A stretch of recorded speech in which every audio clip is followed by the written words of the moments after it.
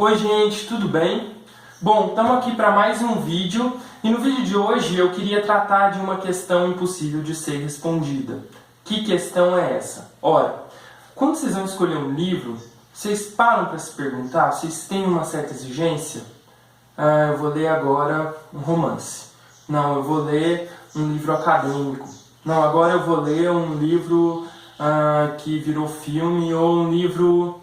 Eu vou ler um livro de memórias, eu vou ler uma biografia. Vocês param para se perguntar? Por que nós temos essa diferenciação desses textos? Agora eu não vou ler literatura. Eu vou ler literatura. Aliás, essa é a questão que está por trás de toda essa nossa seletividade na hora de escolher um livro. O que é literatura? O que não é literatura? Bom, primeiro que, a partir dessa pergunta, o que é literatura, a gente está pressupondo que existe um objeto que a gente considera que é literatura, né? A dificuldade é de dizer o que a gente tem que classifica alguns textos como literários e o que não seria o texto literário. Um manual de instruções de um aparelho eletrônico é um texto literário? Não? Por quê? Porque ele não tem determinadas estruturas que me permitam reconhecê-lo como um texto literário. Um romance, obviamente, é um texto literário. Uma poesia, né, um poema, é um texto literário. É literatura. Mas por que eu tenho essa diferenciação? No século passado, alguns autores, né, ficaram conhecidos como formalistas russos, mas que deram atenção à forma do texto, eles tentaram se perguntar o que é literatura. Mas a grande intenção deles não era responder exatamente o que é literatura.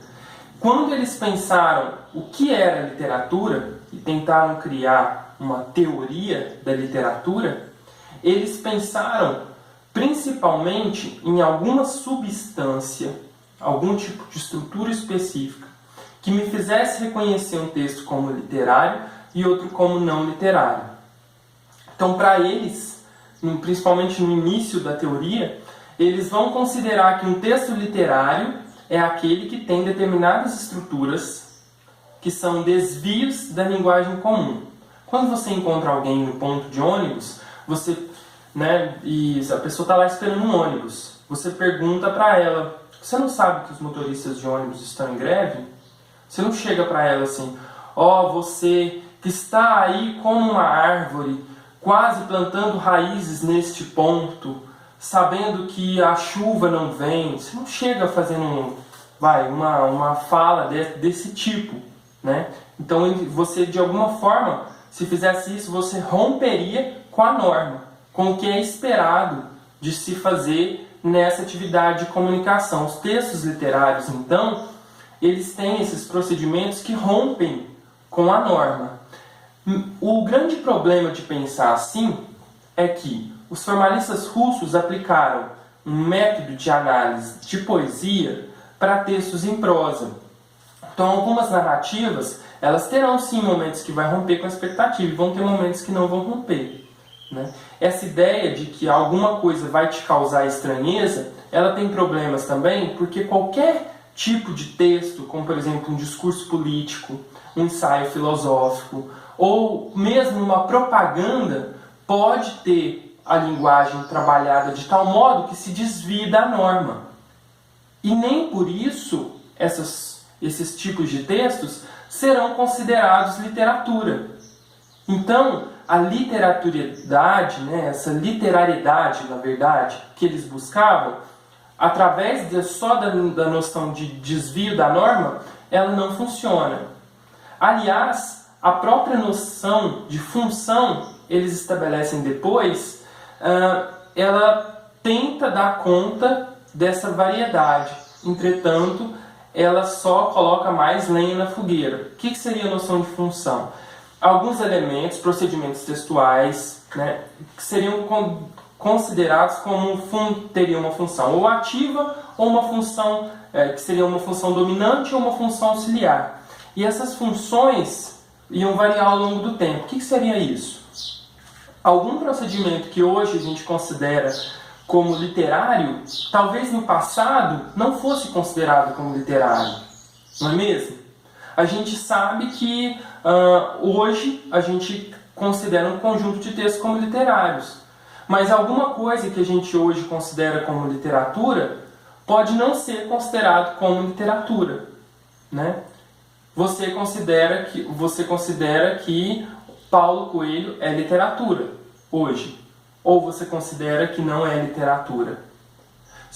Talvez Paulo Coelho no futuro vai ser reconhecido como uma espécie de Shakespeare brasileiro, né? Para algumas pessoas que hoje não dão valor aos textos dele, no futuro ele vai dar. Então essa questão do valor é muito importante e muda muito ao longo do tempo. Então essa questão do procedimento textual como um índice para identificar um texto como literário ou não literário, ela é útil até certo ponto, mas ela tem problemas. E esses problemas são de ordem histórica, porque ao longo do tempo a sociedade vai mudando também a forma de falar. Então hoje coisas que são consideradas desvios da norma não vão ser considerados desvios amanhã, né? A forma de falar, se você usar tu, vós me ser, essas coisas que a gente não usa tanto, ao menos não em todas as regiões do Brasil, e esse é outro problema, né? Não dá para se estabelecer de forma universal o que é norma, o que não é. Então, essa noção, ela é importante, sem dúvida, mas ela tem uma série de problemas que vão fazer a gente pensar um pouco mais sobre o que é literatura. Se você tiver interesse de conhecer um pouquinho mais sobre essa teoria, eu indico a leitura do livro organizado pelo Todorov, Teoria da Literatura, Textos dos Formalistas Russos. Tem uma boa introdução e eu tenho certeza que a partir da leitura desses livros eles vão sugerir critérios para a gente julgar os livros, né? Então, acho que nesse primeiro momento, para pensar o que é literatura, eu gostaria de sugerir a leitura desse livro, né, ou de textos dele, e para que a gente começasse a pensar juntos sobre o que faz com que a gente considere um texto literário e o que faz com que a gente julgue que um texto não é literário. Nesse primeiro momento, era isso que eu queria passar para vocês. Muito obrigado por estarem comigo aqui mais uma vez. Eu vou continuar fazendo textos, trazendo os textos, ou melhor, né, para poder a gente pensar junto o que é literatura. Obrigado, valeu!